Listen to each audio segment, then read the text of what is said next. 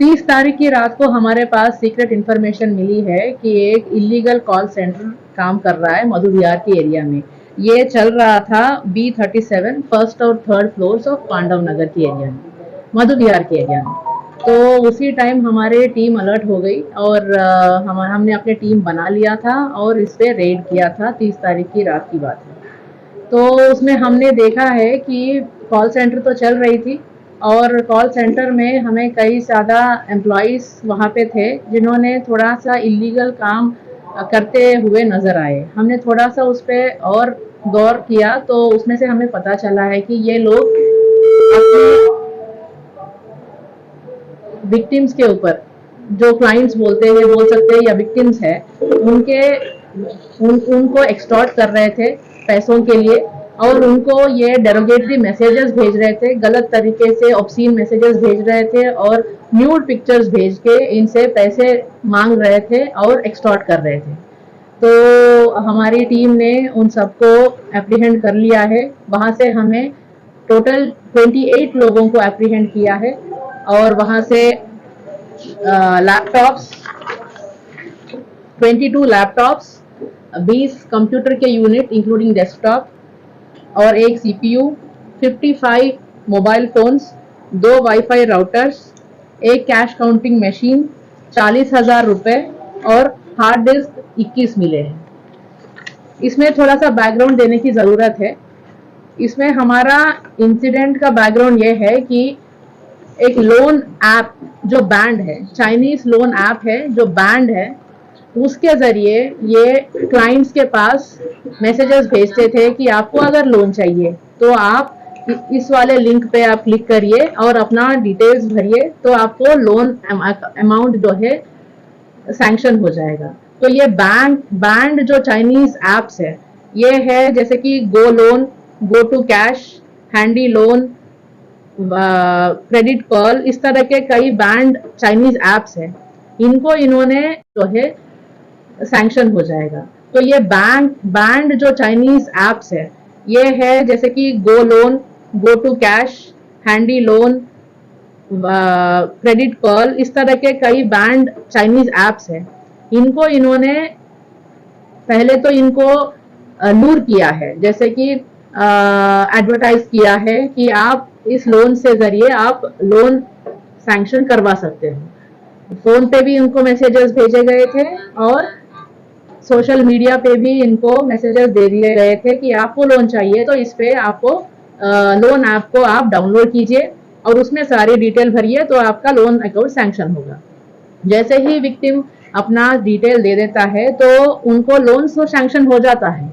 Amount काफ़ी छोटा होता है, 5,000 से लेके 10,000 तक ही लोन का अमाउंट आता है और बहुत ही छोटे ड्यूरेशन के लिए ही लोन देते हैं ये, जैसे कि 1 हफ्ते से लेके 3 हफ्ते तक का लोन का ड्यूरेशन होता है। 1 हफ्ते होते ही ये लोगों को मांगते रहते हैं कि लोन जो मिला है उसका वापस दे दो। तो ये जब लोन सैंक्शन करते हैं तभी इनका फोन से जो कॉन्टैक्ट लिस्ट है और जो गैलरी में पिक्चर्स है, चैट्स के पिक्चर्स है, ये सारे का परमिशन मांग लेते हैं कि एक्सेस हमें दे दीजिए। जैसे ये लोन के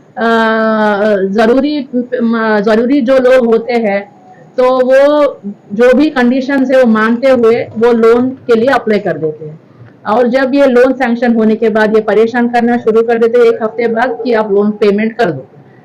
कुछ लोग हैं जो लोन का पेमेंट कर देते हैं, कुछ लोग नहीं भी करते हैं, बट जो नहीं करते हैं और जो लोन करते भी हैं, पेमेंट कर भी देते हैं, उसको फिर से ये लोग परेशान करते हैं कि इनके कॉन्टैक्ट, क्योंकि कॉन्टैक्ट लिस्ट इनके पास आ गई है, क्योंकि फोटोग्राफ्स इनके पास आ गई है, तो इनके कॉन्टैक्ट लिस्ट के आदमियों के ऊपर इनके बारे में या इनके परिवार वालों के बारे में ये गलत तरीके से मैसेज बना के भेजते हैं या पिक्चर्स को मॉर्फ करके न्यूड पिक्चर्स या डेरोगेटरी ऑब्सीन पिक्चर्स भेजना शुरू कर देते हैं। तो ये एक प्रेशर टैक्टिस बना के रखते हैं कि लोगों से और पैसे एक्सटॉर्ट करने का।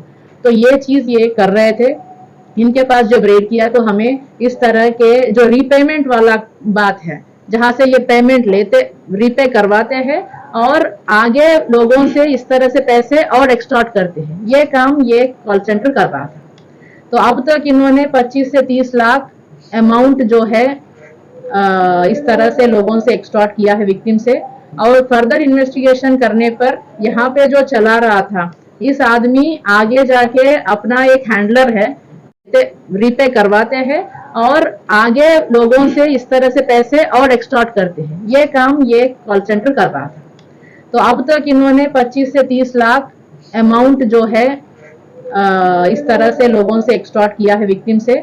और फर्दर इन्वेस्टिगेशन करने पर यहाँ पे जो चला रहा था, इस आदमी आगे जाके अपना एक हैंडलर है, हैंडलर को ये सारा पैसा जाता था यूपीआई से एंड इनको कमीशन मिलता था सारा सेटअप चलाने के लिए और एम्प्लॉयज को पैसे देने के लिए। तो इनको करीब 10% का कमीशन आता था और वो हैंडलर जो है अपने पास 5% का कमीशन रख लेता था। और ये आगे जाके हमें ये पता चला कि कोई फॉरेन नेशनल है अल्बर्ट नाम का, अभी इन्वेस्टिगेशन बाकी है। तो उनकी तरफ इन्वेस्टिगेशन जा रही है। चाइनीज नेशनल करके अब तक का इन्वेस्टिगेशन में आया है। तो further investigation is in process in this case. कितने टाइम से मैडम ये लोग काम कर रहे थे? यहाँ पे ये पिछले 1 साल के करीब, 11 महीने 1 साल के करीब से काम चल रहा था। अब तक मैडम इनके अगेंस्ट कितनी कंप्लेंट्स हैं? ये जो हमारे जो चला रहे थे इस केस में, जो वेन्यू तो चला रहे थे उसके खिलाफ एक चीटिंग का मुकदमा पहले से ही दर्ज है। बाकी सारे के ऊपर कोई केस दर्ज। गिरफ्तार अब तक 3 लोग हो चुके हैं, बाकी सारे बाउंड हैं। गिरफ्तार हुए, क्या इनकी इन्वॉल्वमेंट रही है पहले कभी? एक आदमी का है जो ओनर है, जो चला रहा था वहां पे, जिन्होंने रेंट पे लेके ये पूरा सेटअप चला रहा था, उनके खिलाफ एक मुकदमा है। अरे सारे मेल ही हैं, कोई फीमेल भी इनके साथ है? जो एप्रीहेंडेड है फीमेल भी है, 10 लेडीज हैं। सुनाई नहीं दे रहा। ये इंडियन लोग चीट करते थे या फॉरेन में भी करते थे? अभी तक तो इंडियन का ही पता चला है, but we are trying to still find out. जो अमाउंट मैडम ये एक के बाद एक जो अमाउंट ये देते थे, ये उससे ज्यादा मांगने का प्रयास करते थे ब्लैकमेल करके? जी, यस। कितने लोगों के साथ फ्रॉड कर चुके हैं? काफी लोग हैं। अब तक तो 15 लोगों ने हमारे पास कंप्लेंट ही दिया है कि इस तरह से हमारे साथ चीटिंग इन्होंने और एक्सटॉर्शन वगैरह करा है करके। तो अभी भी चल ही रहा है इन्वेस्टिगेशन फर्दर। मैम एक्यूज में कोई प्रीवियस इन्वॉल्वमेंट है? एक का है, एक का है, अनिल मदान है, जो ये पूरा प्रीमिसेस चला रहा था।